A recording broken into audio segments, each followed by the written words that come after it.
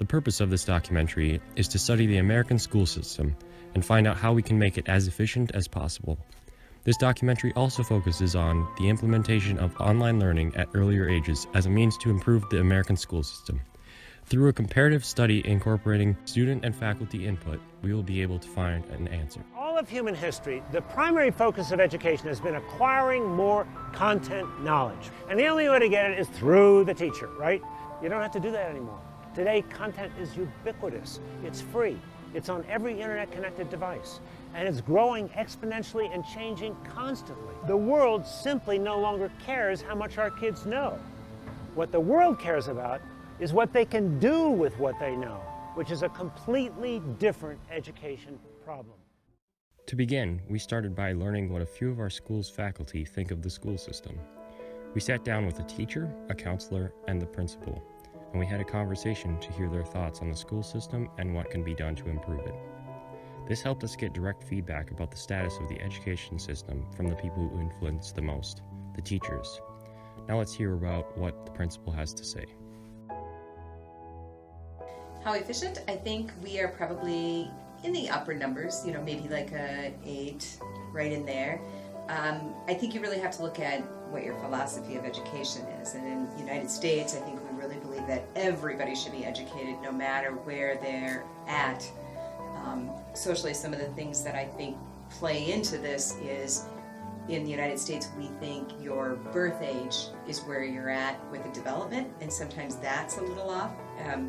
When you look at brain development, some people don't have their fully developed, mature brain until they're 25, but we expect them sometimes at the age of 16 to have the ability to reason and think logically, which maybe isn't quite in place yet. But all in all, when you look at who we educate and how many we educate, I think we do a pretty good job that way, and it's efficient. So the difficulty is how do we keep up with where we are in society and education, and they fund us last, that type of thing. So that plays into it too. Okay.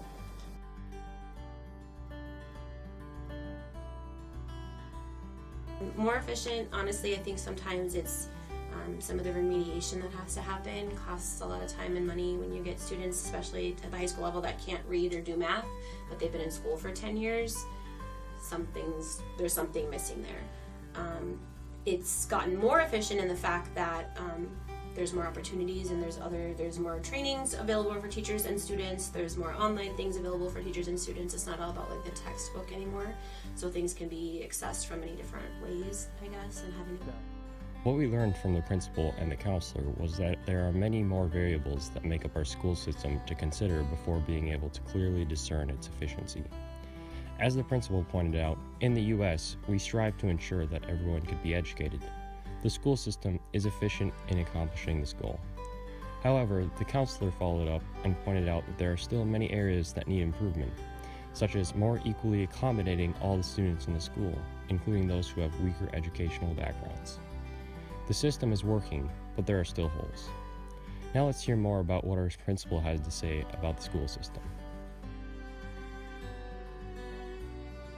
I think because of where technology is now, you can look things up on the phone very quickly, and so we're starting to see a whole paradigm shift from teaching facts and basics to this, how do we teach the skills in order to use all that technology that's out there so that we use it that efficiently, because we shouldn't have to be looking up basic facts like adding and subtracting basic numbers. Some of those type of things should be kind of in your memory, but at what point, when does that change over, and at what point does that happen? And so we're getting better, but those soft skills of communication and some of those things, what does that look like 5 years from now? It's hard to predict.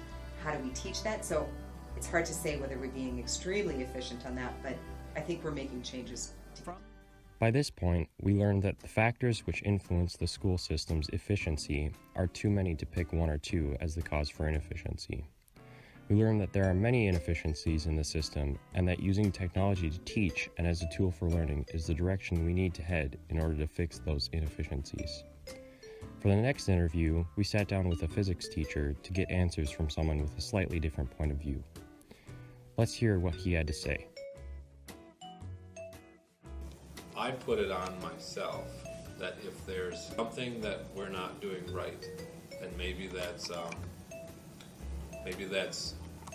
there's a student in the room and that student isn't understanding the topics the way the room is set up, and every teacher kind of has their own philosophy of education, and they pick a process of how they're going to unveil that information.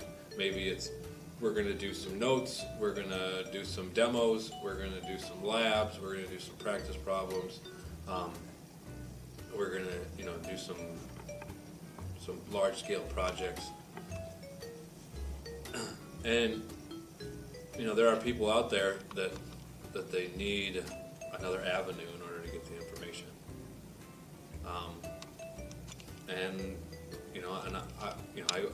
I'll freely admit that I've come across students who tell me, like, I just don't get this. I'm not getting it. And there's really only one place to point that finger, and that's at me. Like, I need to figure out something else that I need to figure out, like, where did I lose them? And then when we go back to that spot where when we finally figure out, like, this is where they got confused, how could I do it different, or how could I do it better next time? And I think that's on me.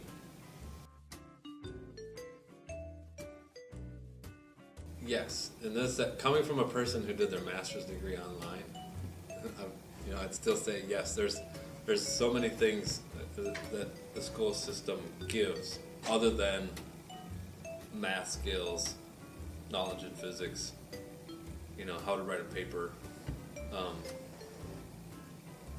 and some of that comes from fellowship or class pride.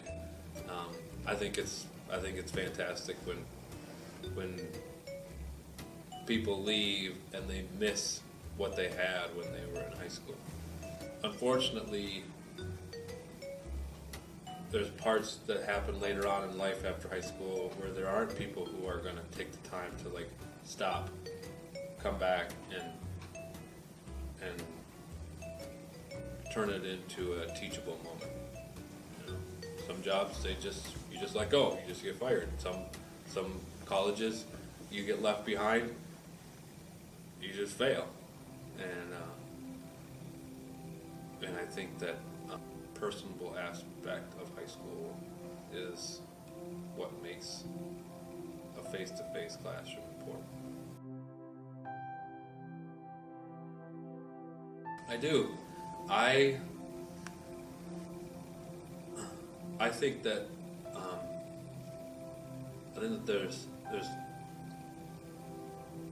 there's 30 people in a classroom. Here in Cheyenne we're pretty good. I think most of our classes are probably average like 22, 23. But you still have 23 people learning at 23 different rates. And I know a lot of students who can probably go back to their 6th grade math class and they remember, like, the 4th time they went through a topic was completely unnecessary. And a lot of that creates boredom, and then boredom creates like angst or a student who's frustrated, or they end up misbehaving because they're bored, and then they end up getting trouble, which then just starts a snowball effect. And I think that there's that online class or online systems allow people to work at a more personalized rate or a more personalized pace. And it would be an interesting model that once you have understood these things, or you can accomplish all these tasks, then you can graduate, regardless of your age.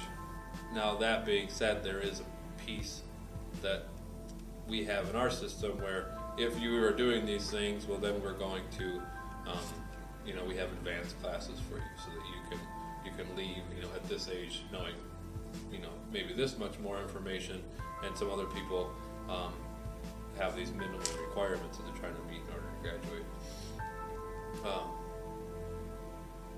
But it definitely would be an interesting model. The American school is not as efficient as it can be.